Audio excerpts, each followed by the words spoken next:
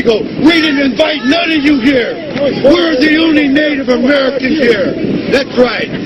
We're the only Native Americans here. You're all illegal. We didn't invite none of you. Exactly. We didn't invite none of you. Exactly. Get on. Get on. Get on with your bogus arguments. Get on with your bogus arguments. We're the only legal ones here. We have Native Americans here. Yeah. We should have put that sign up when you son of a bitches came. Yeah, that's right. It represents blood. That represents blood spilled by Native Americans protecting this land from the invaders.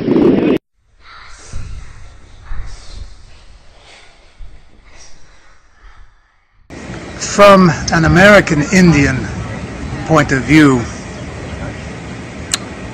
I can't say that immigration is a good thing. It might change your whole environment. It might threaten the existence of your people. But in the case of an invasive immigration, when it's forced, that's one kind of circumstance. When it's constitutional, or when it's understood that by all nations that their doors are supposed to be open to all people at all times, that's a different situation. And I don't know of a single constitution of any country in this world that says it is obligated, that that country is obligated to receive anybody from anywhere at any time for any reason. I know of no such country, and yet this is what's happening in every country. A person born into this world feels that he has a right to live anywhere he wants. I don't know where this idea came from. It never existed before. But it is the dominant quasi-moral code of the world right now. And of course everybody wants to come to the West because the West has a better life. I mean, that's obvious. But in the case of, back to the American Indian, the lesson is, don't let it happen. If there's any lesson from the American Indian story, don't let immigration happen. You'll be sorry. And the latest example, I'm going to have to quote the Serbians and what happened in Kosovo. They let too many Albanian Muslims immigrate onto their territory. And now the Muslims have claimed it as their own.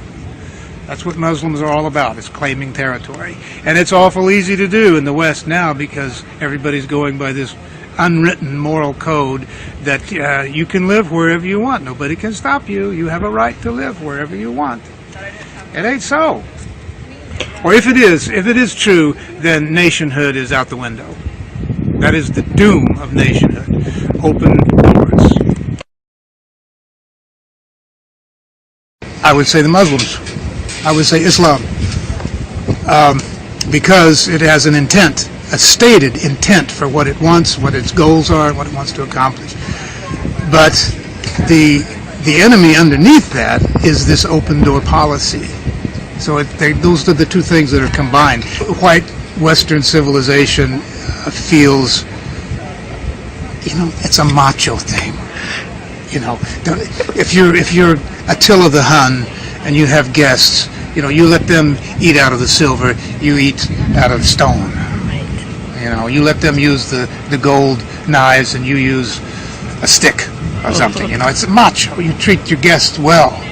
That's what the American Indians did. It's exactly what the American Indians did. Big mistake. Look what happened. So your own machoism can be your undoing. That's another great moral of the American Indian story. Your pride goeth before a fall. Sometimes maybe it's better to just be a primitive person and protect what's your own. Just be primitive about it. This is mine. I will fight for it. Not, I'm great. I'm like God. I can give you everything I have. It's yours. We get into trouble when we try to be like God. Too much. A bit too much. So if you value what you have, Be prepared to fight for it unto the death, because if you're not prepared to fight for it, it shall be taken from you by somebody who is less worthy than you, who was not able to accomplish what you accomplished. And if you're willing to give it to him, he will just take it. That's what we are witnessing right now. Giveaway, one country after another, just folding in the name of goodness, in the name of God. The liberals do what they do in the name of God. They think that they're higher at a higher moral level, and you're wrong to keep anything to yourself. America belongs to the world. Anybody who wants it, anybody who can make the trip over, who can risk their life from any place in the world, they deserve to live in America. If they made the effort to come here, they deserve it.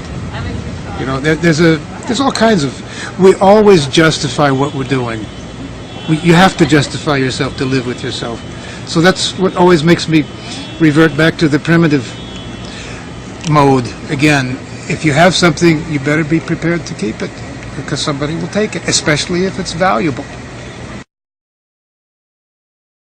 Take a lesson from the American Indians. Don't be too macho. Fight for what's yours. Always.